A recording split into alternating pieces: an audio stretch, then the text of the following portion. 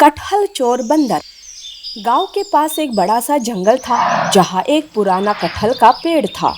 वो पेड़ हर साल बड़े बड़े मीठे और रसीले कटहल देता था। इस साल भी पेड़ पर कटहल लगे हुए थे। ऐसे में जंगल के जानवर कटहल खाने के लिए एक साथ टूट पड़े। तब भालू, मैं पहले खाऊंगा कटहल, तुम सब बाजू हो जाओ। नहीं नहीं, मैं सबसे ऊंचा हूँ और मैं हाथी हूँ, इसलिए मैं सबसे पहले कटहल खाऊंगा।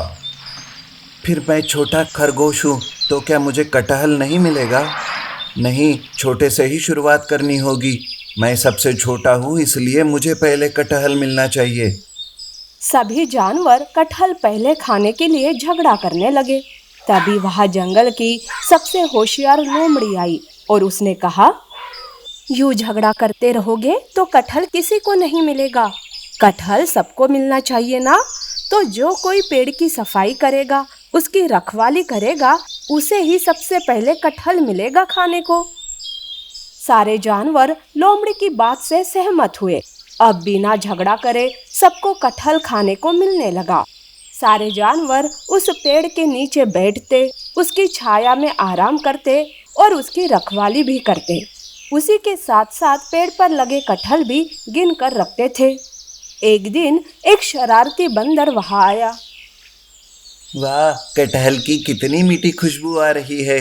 मन तो कर रहा है कि सारे कटहल खा जाओ, पर ये जानवरों ने कैसे शर्त लगा रखी है साफ सफाई करने की। मुझसे तो कोई काम नहीं होगा। बंदर बहुत ही आलसी था। उसे मेहनत बिल्कुल पसंद नहीं थी, पर कटहल खाना उसे बहुत पसंद था। उस दिन वो चुपके से आया।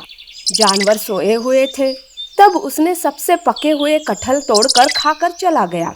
जानवर सोकर उठे। तब भालू कटहलों की गिनती करता है।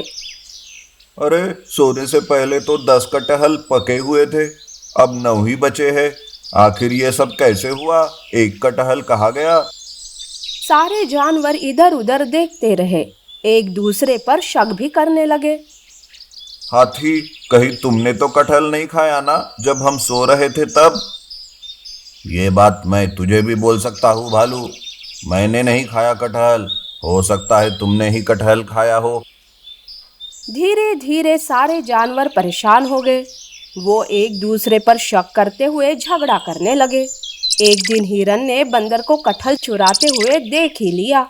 अरे वो देखो बंदर, ये बंदर है कटहल चोर, और हम आपस में ही शक कर रहे थे। चलो पकड़ो इसे। पर वो इतना फुर्तीला था कि कोई उसे पकड़ नहीं पाता। अब असली कटहल चोर का पता चल गया था। सारे जानवर कटहल चोर की खबर लोमड़ी को देते हैं।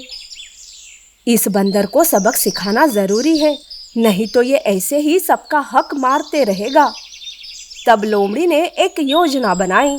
अगली सुबह लोमड़ी कटहल के लिए पेड़ के नीचे गई और वहां एक बड़ा सा पका कटहल रख दिया। उसके अंदर उसने मधुमक्खियों का एक छत्ता छुपा दिया और ऊपर से उसे वैसे ही बंद कर दिया जैसे असली कटहल हो। देखो, गलती से भी इस कटहल को हाथ नहीं लगाना। ये बस उस बंदर के लिए है, समझे? पर उसे शक नहीं होगा क्या कि आज ये कटहल पेड़ के नीचे कैसे आ गया? अरे वो बंदर आलसी है, वो इतना सोचेगा ही नहीं। रसीला और मीठा कटहल देखकर वो टूट पड़ेगा। हाँ, सही कहा। वाह, बड़ा मजा आएगा आज शाम को। क्यों ना हम सारे छुपकर ये सारा नजारा देखें और मजा करें। सारे जानवर आसपास छुप गए। जैसे ही शाम हुई, बंदर चुपके से आया। उसने कटहल को देखा। वाह, कितना बड़ा और पका हुआ कटहल है। आज तो बिना मेहनत के ही कटहल हाथ में आ गया। वो खुशी से झूम उठा। बिना कुछ सोचे समझे उसने उस कटहल को फोड़ा और तभी भर मधुमक्खियां निकल आई और सीधे बंदर पर टूट पड़ी। बंदर इधर उधर भागने लगा, चिल्लाता रहा, पेड़ों पर कूदता रहा, पर मधुमक्खियां उसका पीछा नहीं छोड़ रही थी। अरे अरे, कोई तो बचाओ, मधुमक्खियां काट रही है, बहुत दर्द हो रहा है। हाय रे, अरे बचाओ मुझे, कोई तो बचाओ। सारे जानवर सामने आकर उस पर हंसने लगे। हमारे कटहल चोरी कर रहा था ना तू? देखो कैसे मजा चखाया तुझे। अब भाग नदी की तरफ, नहीं तो मधुमक्खियां काट काट कर तुझे सुझा देगी। बंदर जैसे तैसे भागते हुए नदी की तरफ बढ़ रहा था। नदी के पास आकर वो नदी में कूद गया और खुद को मधुमक्खियों से बचा लिया। पर उसे इस बात से अच्छा सबक मिल गया। उस दिन के बाद से बंदर ने कभी कटहल के पास भटकने की भी कोशिश नहीं की।